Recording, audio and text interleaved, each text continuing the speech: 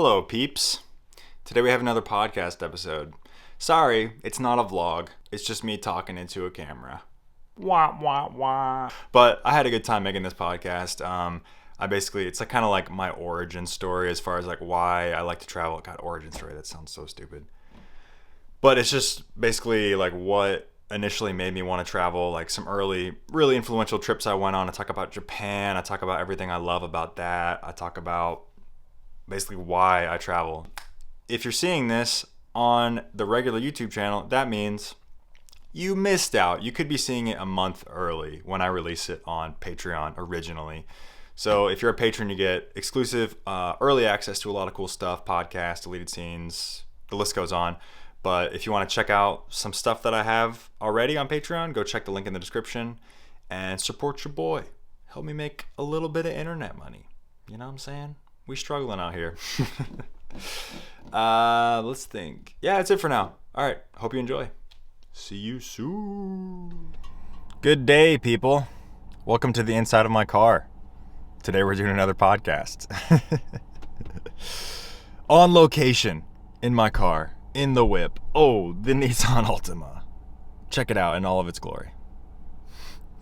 Today I just wanted to give you guys like more of a backstory about why I travel, kind of my first experiences with travel, and what I hope to get out of it, why I do it basically.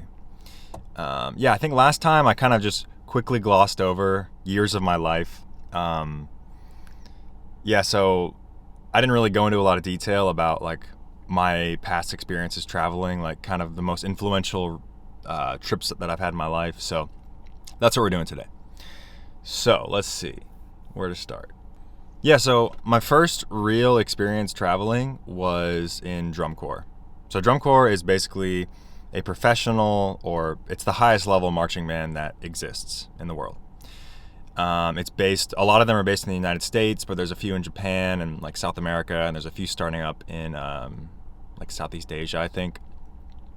So it's a very niche activity. You've probably never heard of it, but it's full of elite musicians, and I was one of them for about 4 or 5 years, something like that.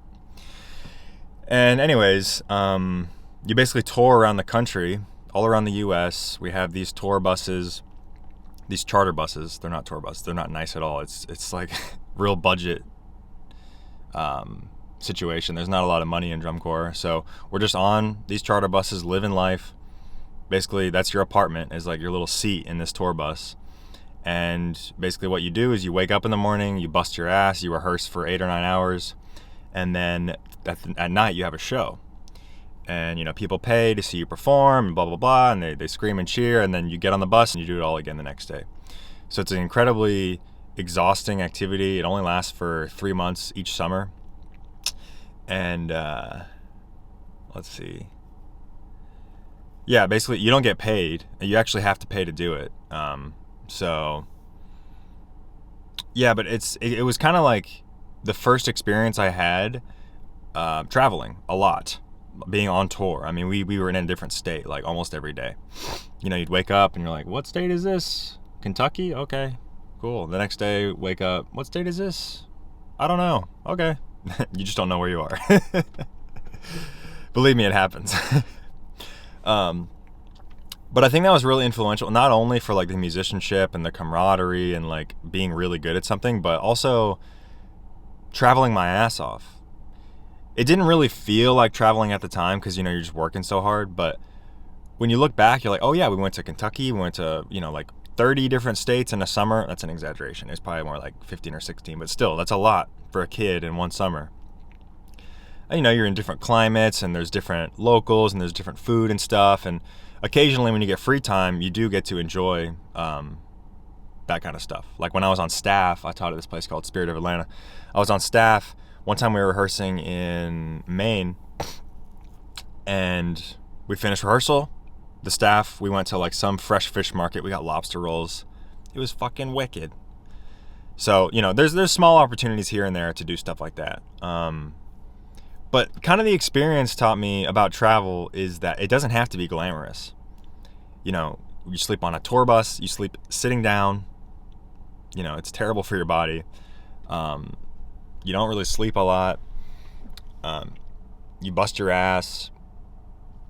I don't know. It was just kind of like, oh yeah, we also drank from like fire hoses and like showered in random schools across the country.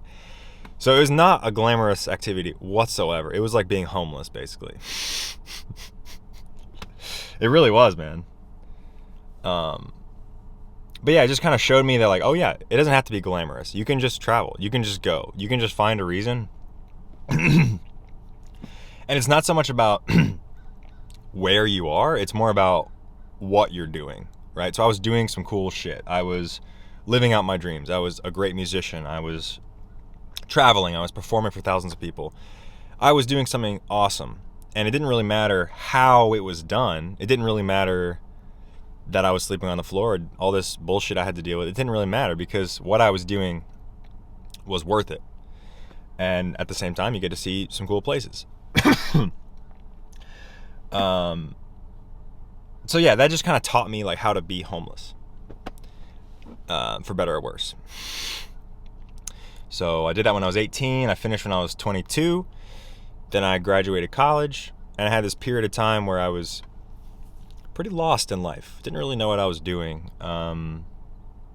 Really had no plan at all. I graduated college, and I was completely lost. I just was applying to part-time jobs left and right.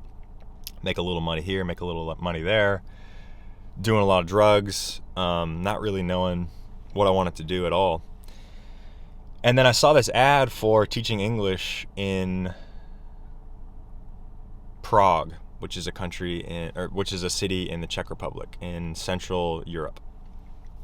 So I saw this ad and I applied, and they were like, yeah, you'd be a great fit and you can start this day and blah, blah, blah. And we just like started planning kind of the next steps. And then I thought about it and I was like, oh wait, doesn't everybody want to learn English? Like, I think I could just do this anywhere. I don't have to do this in Prague. So I started thinking like, okay, where's one place I really, really, really want to go for a long time? And the answer was Japan. I had a friend, Lance. What's up, Lance? If you're watching this, what's good, man? Thanks for watching. I had a friend, Lance, who lived there for on and off for like, I think in total about a year, and he was a touring musician in Japan. It was a pretty badass gig. But he would always talk about Japan, like how much he loved it, the people, the food, the culture, it's so safe, it's so clean, blah, blah, blah. So I'd never been at this point in my life. I just graduated college. I'd only been, oh wait, I skipped over studying abroad. Hold that thought. When I was in college, my senior year, I studied abroad. I went to Europe, went to Poland, and then we spent the most of the time in Italy, like 5 weeks in Italy and 1 week in Poland. Went to Auschwitz, had nice little weekend trips, and we just saw a lot of Europe. I saw a ton of stuff. I went to like, I guess, Poland, Switzerland, Italy, maybe one more. Maybe I'm missing something. But we just saw a lot of Europe, man. It was fucking, oh, god damn it. I skipped over, god damn it. Guys, I have notes. I haven't even looked at them once. Okay. Refresh. Okay. So when I was in high school, I left the country for the first time. When I was in high school, I went to London when I was 16 to play drums in the New Year's Day parade. And that was sweet. I had virtually no knowledge of the outside world until I left when I was 16. I thought, and this is a little embarrassing, I thought that the American accent was neutral. I thought we were the only ones in the world that spoke normally. And my friend who is Cuban was like, no, dude, like we have American accents. What are you talking about? Like every place has its own accent. And I was like, oh yeah, well, why does the phone talk back to me in American English, huh? How come Siri, or, whatever, it was like 2008 or 9 or something. How come Siri or whatever speaks to me in an American accent? And he's like, it's because your phone is from America, dude. Like if you go to South Africa, the English sounds different, and that's normal to them. And I just could not believe it. Dude, that was like the first time my mind was completely blown, like, oh, we're not the only ones. Yeah. So a little embarrassing to admit, but I'm just keeping it real. So anyways, that kind of like completely opened the door for like new cultures and new cuisines, and I don't even think we ate anything crazy in England. It's all kind of a blur. I was so young. Also, dude, the way the trip was carried out was, in my opinion, looking back, bullshit. I don't think you should go to a place. We were there for like 1 week. We went there for a week and completely sent it at all times. Like, dude, we traveled so much. We went to Stonehenge, and then we went to like Big Ben in the same day, and then we went. I don't even remember, dude. I just remember being exhausted the whole trip. Like, not even being able to like enjoy what I was doing. I was just so fucking tired the whole time. And then also on top of that, we had to perform in the New Year's Day parade. Like, I had to carry a drum for a few hours in this freezing cold weather. Anyways, I'm complaining, but in total, like in retrospect, it was dope as fuck because I left the country for the first time. My whole worldview shifted. I was like, oh yeah, like there's a world outside of America. And some of you may argue that I still don't realize that. But yeah, that was the first time I realized that. And yeah, it was just really valuable, man. So shout out Mill Creek Band for hooking up that opportunity, even though I was exhausted and wasn't really enjoying myself very much. But in the grand scheme of things, was super influential in my life. So thanks, guys. Let's see. What else? So London. Oh yeah, dude. There was one time on the London trip. Dude, I was such a spaz in high school. Like, I smoked pot and I was just a little spacey. And there was this one example from the London trip where it really illustrates how bad I was at traveling and how spacey I was. So basically, we were leaving the hotel to like go on this big group trip, and it's like 30, 40 kids. The whole band was coming out to do something. I can't remember. And they're all like, hey, you guys got your subway tickets? We're getting on the subway. And everybody pops on, and I'm sitting there at the turnstile like, fuck, I don't have my ticket. I left it in the room, or I lost it or something. I just didn't have it. So I had to go back to the room and, delay our plans for like 10, 15 minutes. And yeah, it was very embarrassing. But that's how I used to be, guys. I used to be... Actually, I think I'm still that way. Yeah, I don't know if I've changed much, actually. I still forget shit. Yeah, I'm late for a lot of things. I don't really plan. Yeah, I guess nothing's changed. Okay, end of that story. All right, let's see. Drum corps. Okay, so I studied abroad in Europe. All right, I think we touched on that a little bit earlier. It was 6 weeks in total. 1 week in Poland, 5 weeks in Italy, and then we could take weekend trips, and we had long weekends. It was like 3-day weekends. So went to Poland, saw Auschwitz, moving experience. If you guys are ever in Europe, you should go. It's very heavy. But I went to Auschwitz, and then we studied in Verona, Italy for 4 weeks, about a month. That was pretty cool. Only complaint was we studied our asses off, dude. Like, usually study abroad's like really easy classes. You all just drink a lot. Which we still drank a lot, but the classes were not easy, man. We had to study a lot. I ended up getting like 2 Bs.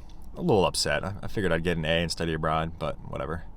But yeah, I spent a lot of time during the week studying, honestly, and getting like takeout pizza, which was fire. There's some amazing pizza places that Indian guys on little scooters would deliver in the middle of the night. One time we had like anchovy and olive and like red onion pizza and capers, maybe. It was very strong. I don't know if I'd recommend it, but it seemed very Italian at the time. Yeah, so studied a lot. Didn't really get out much during the week, but on the weekends we truly sent it. I went to Venice. One weekend we went to Switzerland, Interlaken. It's a popular tourist spot, I think. There's like a lake and like huge glacial mountains, and it was really nice. I enjoyed that a lot. Cinque Terre, which is like, means like 5 earth in Spanish. I think it means the same in Italian. which is like a little beach town, blah, blah, blah, whatever the fuck. We just took a lot of trips. I had a lot of fun on that study abroad trip. But the most like influential part of it was going to Rome and Florence. Because in Florence was the birthplace of the Renaissance. There was a lot of art happening in some year, I don't know. But there was a lot of art happening, and people were paying good money to artists. Like, you can make a living being an artist, and people just valued science and culture and reason a lot more. And so that was kind of like, not the birthplace, but this kind of blip on the map of Western culture kind of being fucking awesome, right? And it goes back, I think, all the way to the Greeks. So the Greeks had these ideas of democracy and reason and logic and the Socratic method, which we still use today in law school. And it was just kind of like a beautiful birth of culture, honestly. That's like where Western culture started, was in Greece. I'm pretty sure. Don't quote me on that. But basically it was like the Greeks, and then you had, I think the next was the Renaissance. So in Italy, in the Roman Empire, right? So you had ancient Greece, and then you had Rome, and then now we have America, right? So seeing, like, going to Florence and seeing the, not the birthplace, but like where a lot of those ideas took hold in Western culture, you know, was really fucking awesome. Seeing like huge statues of David, seeing like the Sistine Chapel in the Vatican, seeing just amazing artwork. And it was done by people like us, like me. I mean, I'm a Westerner, you know, I adopt those values. I believe in reason and logic and democracy and argumentation and freedom of speech and freedom of thought. I believe in all that shit. So seeing that in person, like actually seeing a sculpture sculpted by hand, by, I don't know, Michelangelo's hand or whoever fucking did it, actually being in the presence of that was very powerful. And I just felt super, super, super proud to be an American. Can you believe it? I went to Italy and fell in love with America. Because I was like, you know what? At least when I went, it was before Trump. We were, I still think we are, at the cutting edge of Western culture. Like, we are the best country in the West, right? We're the richest. We are the most free. Yeah, you could make some arguments against that I would listen to. You know, we have high incarceration rates, pretty strict drug laws. Yeah, we could have a conversation about that. But in general, I do think we're free as fuck. We can pretty much do whatever we want, thanks to, you know, these Western thoughts. And at the time, those shits were revolutionary, man. Like, think about the founding fathers writing our Constitution. That was so crazy to think that we wouldn't have a monarchy. That was so crazy. And that goes back to fucking Greece, man. They invented democracy. Imagine how crazy it was back then, like in whatever year, I don't know, BC something, like a long time ago. Even today, democracy is still not the way, I don't think it aligns naturally with how humans are, right? And we see this now with like Facebook and like cancel culture, and people on the left and people on the right. People just don't want to hear out opposing opinions, right? They just want to have a strong man who says, shut the fuck up, listen to me, I know what's right, get in line, no freedom of speech, blah, blah, blah. So I could go on and on about this. I love Western thought. I love America. It's the best system there's ever been. But yeah, so just seeing that in person was very powerful.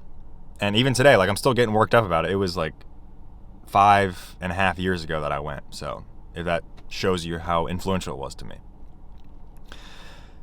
Okay. Enough about politics, enough about all that stuff. But all that goes to say is I had a great time in Europe. Okay?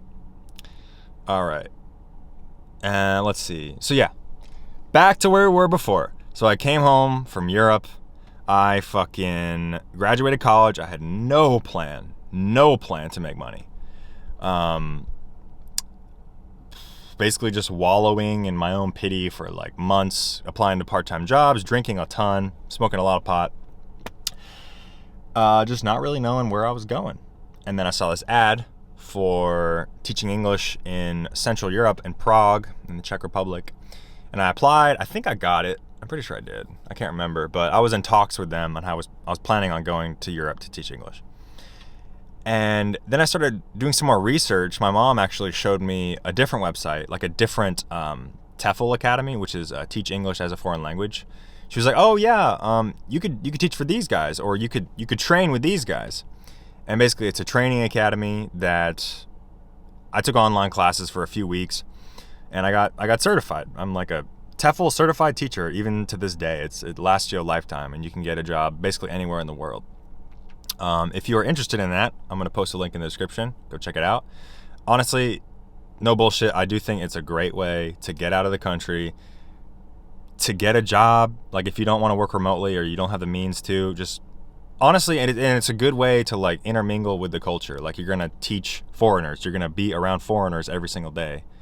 So yeah, I think it's a great way to make money abroad. And basically, so yeah, let's see. So I got trained to teach English, and then I left for Japan. This was in late 2018, September of 2018. I left Georgia to go live in Japan. And basically the way I chose Japan was I had a friend who used to live over there, and he was a gigging musician, and he lived there for like a year off and on kind of. So he had, a lot of experience with the country, and he was always just singing its praises, saying it's so clean, it's so safe, people are so nice, it's a great place to live. So I was like, fuck it, I'm gonna go. I've never been in my life. At this point, I've never been, but fuck it, I'm gonna go. And that's usually how I approach travel. I don't really know a lot about a place before I go. I don't really know what I'm gonna do. I don't know if it's gonna work out. I just kind of send it and figure it out as you go. So yeah, leaving was scary, man, to say the least. I had to like get all the tax forms and all the hiring stuff and do Skype interviews and buy a few suits, because you had to wear a suit every day in Japan because they're super formal. And yeah, it was a lot. It was kind of a lot of money to like get everything started, because I had to buy all the shit, and then I got over there, and then I had to buy all the furniture and stuff. So it was a bit of a risk on my part, not only money, but also time. Like I didn't know if this was going to work out. I didn't know shit, dude. I just left. Okay. And let's take a look at my notes here. Yeah. So I felt like up until this point, my experience in drum corps, I was traveling a lot, but I wasn't seeing a ton because I was working so hard. My experience in London, I traveled far, but I didn't see a ton of stuff. I didn't really get like a lot of depth to the experience. It was very shallow. Like we'd see Stonehenge. All right, 30 minutes, pack it up, we're gone. Same in studying abroad. We went to the Vatican. We saw the Sistine Chapel. Am I saying that right? Sistine Chapel? I don't know. We saw the Sistine Chapel, and I swear to God, dude, it was like 5 minutes, and the tour guide was like, "Okay, let's go." You like my Italian impression? It's spot on, right? She's like, "Yeah, let's go. After 5 minutes, I was like, "Are you fucking serious?" I stayed in there, dude. I stayed behind. I was like, "Dude, I don't think I'll ever see this again. I am sitting my ass down, and I'm gonna stare at this mural for a long time." And then when I came out, the whole group was waiting on me. They were very upset. Well, anyways. Let's see. Yeah, so I just felt like all these travel experiences were dope, and I'm super grateful for them, but also they weren't really enough. They weren't really scratching my itch. Like I had watched, Bourdain's stuff where he stays in a place for a while and does like an expose on different aspects of the culture, and, one day is food, one day is politics, and he just gets deep in the culture, and that's what I wanted. And so when I left for Japan, I felt like this was my chance. Like I was going to stay here for at least a year. That's how long the contract was for. Like we're going to get balls deep in Japan. We're going to get balls deep in this country. And that's what I did, man. When you work somewhere, you just have a normal ass life. You're living a normal life, walking to work, buying groceries, mailing stuff, paying bills, like taking out the trash. It's just normal shit, but it's all super interesting. Like, dude, when I first got to Japan, I didn't know how to take out the trash because they're a really organized society. It's one of the best and worst parts of Japan. So yeah, it's a great organized society, but like you have to take out different materials of garbage each day. So I don't know, Monday, let's just spitball for example. Monday is like paper, Tuesday is plastic, but there's a certain kind of plastic, not just any plastic. It has to be, like if you look, I think it's in America too, if you look under the plastic, there's like a little recycle sign with a number in it. And so let's say Tuesday is like recycle number 2. Wednesday is recycle number 5. Thursday is cardboard. Friday is styrofoam. It's like all, dude, it's incredibly difficult to just land, and like you can't just take out the trash. You have to learn how to do it.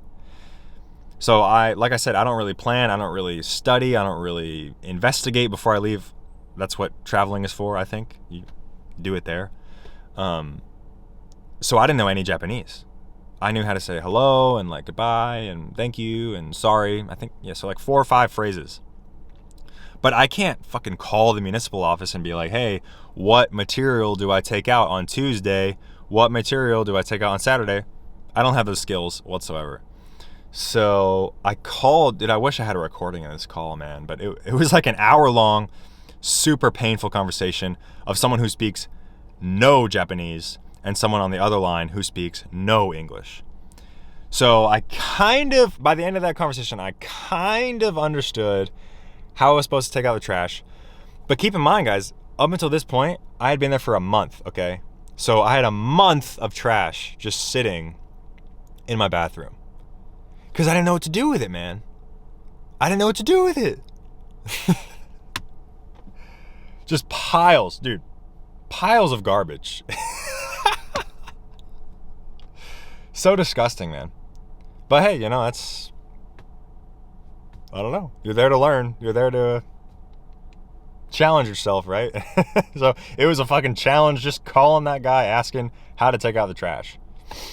But yeah, I mean, even if it's not like a story like that, just like, you know, paying bills or like buying a can of beer, like it's all different. It's all new. It's all novel, right? And that's the kind of experience you get when you live somewhere, right? Because if you're there for like 4 or 5 days, like when I was in London, I was there for a week, and you're fucking sending it every day. You don't have time to just like peruse a grocery store and try to read the ingredients on stuff. You don't have time to like get lost on the subway just for fun. You know, you're so focused on like those must see, must do things, which as a concept is bullshit. You don't have time to like enjoy the little things, which I feel like I did when I lived in Japan, and you can too. Like I said, use the link in the description if you want to start teaching English. Let's see. Yeah, so when I was over there, when I was in Japan, I read a book called Vagabonding. It's by Rolf Potts. I'll link it in the description also. It is a life-changing book, dude. Life-changing for me. Because what it did was it detailed precisely how I felt about travel. It was how I felt, just put into words. Beautiful, artistic words. It's a very well-written book, and it explains perfectly, in my opinion, what I want to get out of travel. He's all about slow travel. He's about taking in your surroundings as they are and not trying to force your expectations on it, right? He's all about getting to know the culture, getting to know the people. And he's against the idea of like the real Japan, the real Thailand, because it's all real, right? Like he explains something like in Thailand, he was in a monastery and he saw a monk wearing Air Jordans and like texting on an iPad or something. And he's like, oh, is this the real Thailand? Well, it's like, well, yes, it's real. Look, can you touch him? He is real. Like his Jordans are real. This is where you are. Like just take it in and accept it. This is how it is, you know? And yeah, that book just really changed my life, man, because it I don't know. And the whole thesis of it is it kind of puts you in like a meditative state, right? Because it just makes you accept things as they are. And it instills, at least in me, it instilled a value of travel at all times in me. So even when I'm home, I'm stuck in Georgia right now. Even when I'm home, there's stuff to learn. There are people to talk to. Everyone knows something that you don't know. And when you start looking at life this way, it kind of opens a lot of doors for you. And it opens a lot of doors for adventure, right? So like, for example, if you go to Thailand and you say, today I'm going to go to this temple and I'm going to go to this beach and I'm going to climb this mountain. If you don't do those things, it's a failure. It's a failure every day, right? And it's okay to have a plan, but like, be a little loose with it, right? So, for example, the way I like to travel, the way Rolf Potts likes to travel is you make like maybe a loose plan, like, hey, I'm going to go to this temple and then climb this mountain and blah, blah, blah. So you can have the same plan, just don't cling to it so hard. So then as the day goes on, like if you don't do that shit, like if you meet a guy and he's like, hey, you want to smoke a joint? Or if you meet a girl and she's like, hey, let's like go to the beach and go to this nude beach or something. I don't know, just a random example. To me, that's a lot more fun than like, oh man, we didn't go to the temple today. And like, oh man, well the bus was late and I couldn't figure out how to get there. And like, but maybe you talked to a guy, maybe you found a new friend, maybe you made a connection. Like there's always some adventure to be had, and it doesn't have to be at like the major touristy attractions. Life happens in the small moments, right? So I don't know, like giving some kid a little English lesson for 5 minutes on the side of the road, or like trying a new dish that is actually disgusting, but you're happy that you tried it, right? So all that goes to say, I read this book when I was in Japan, and it really changed how I look at travel. And I began to slow down, like, oh, I'm here for a year. I can take my time with this shit. I can see a lot of stuff in the country. I don't have to rush, man. I have a house in Osaka. I don't have to take a flight every time I want to go to the beach in Okinawa or go skiing in Hokkaido or whatever. So yeah, I think reading that book really opened a lot of doors, because when I was in Japan, I had a great fucking time, dude. Not only like the little weekend trips and stuff that I took, but just day-to-day life, man. Like Japanese people are just so friendly and inviting. They're not always super open. Like in Colombia, if you've seen my videos, like Colombians will kind of go out of their way to talk to you and like give you stuff. And so Japan's not always like that. They're a little more shy and like reserved, but like when they open up, when someone reaches out to you or you reach out to them, like whenever that conversation starts happening, you realize like, oh man, these people are world class. These people are the shit.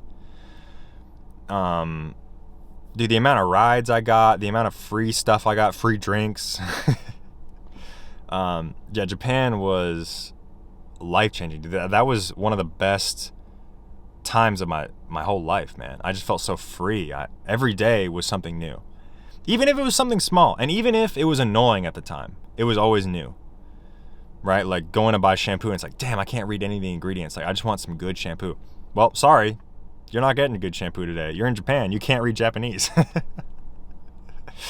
So, there's sacrifices along the way, but like in general, in like the grand scheme of things, I think it was an excellent life choice. I really actually want to go back to Japan. So it left like a huge impression on me. And yeah, when I was in Japan, I did quite a bit of traveling. I worked at this company called Nova, which I don't recommend you work for. I didn't enjoy day-to-day working there, but like they were really lenient with time off. You could just request a few days. As long as you like gave the lessons to other instructors, it was totally fine. So I fucked off a lot, dude. I went to Thailand for 6 days. I went to Okinawa for like 7 days. I went to Hokkaido with my girlfriend at the time for about a week. Tokyo and Kyoto and Nara and just all over the place, man. Because I was there for a year, man. And if you take long weekends every few weeks, you're set, dude. You can see a ton of shit. Yeah, dude, I could just talk about Japan all day. Maybe I'll do like its own separate podcast for Japan, because it was very influential in the way I look at life now and travel. It was really that book paired with being in Japan just opened a lot of doors. All right, guys, we're back after a little oh my God. Ooh, Alright guys, we're back after a little hiatus. My fucking camera keeps overheating, so I can't use it for more than 30 minutes, but hopefully we're Gucci now. Where were we? We were still in Japan, right? Yeah, so I traveled a ton in Japan. Life-changing experience. Absolutely loved it. I was there for a year, and I made decent money at the English teaching job. I was able to basically live not super frugally. There was a few months where I had to pinch pennies, but in general, I was decently comfortable. I was eating out 2-3 times a week at least, drinking a ton. I drank a lot in Japan. It's a huge drinking culture, man. They don't have drugs over there like we do in the States. We have pills and coke and weed and whatever you want in the States, acid, whatever. But in Japan, there are drugs, but no one does them. They're highly illegal. So it's not really worth it. And also a gram of weed is like $70. It's something ridiculously expensive. So people are just boozing it up in Japan. Just boozing it up every day. Smoking a lot of cigarettes. There's some bars you can go into and a Marlboro girl will come by with a pack of cigarettes or a carton of cigarettes, just handing out packs. And she'll get your information, who wants these cigarettes, right? It's like market research. But you get free cigarettes. Sometimes you get free beer. It's just, I feel so basically, America nuked Japan, if you don't know that. A little world history for you. We bombed them. And then we rewrote their constitution. So in the late 1940s, we wrote their constitution. Okay?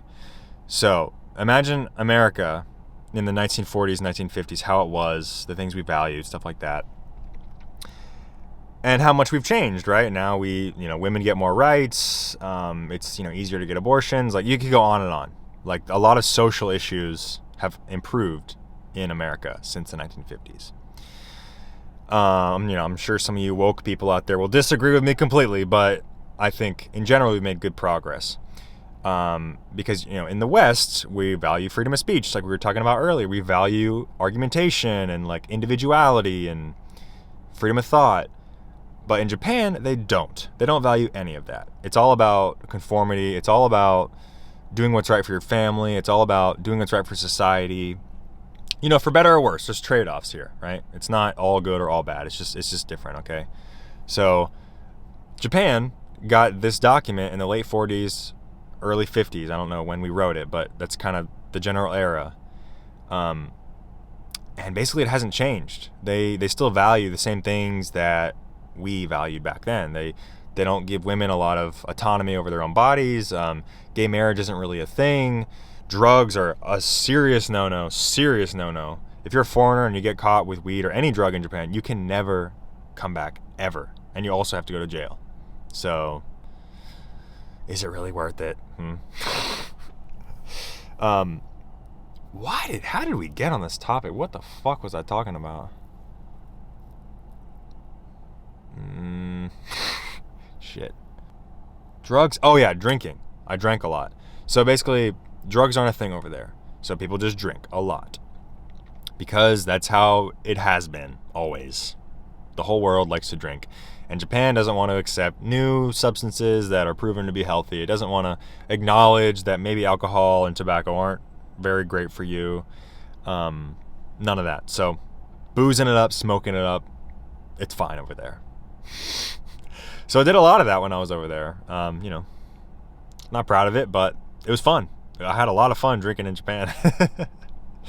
I had two friends, Kyle and Ben. Shout out Kyle and Ben if you're watching this. Who were also English teachers, and the hours were a bit weird. So we started our shift at 4:40, or at least I did, and I worked until 11 something, or 10:20 I think at night. So pretty late. And then we start work so late the next day. It's fuck it, let's go out drinking until 5 in the morning. There's no consequences. I have this money I made today. Let's go spend it all.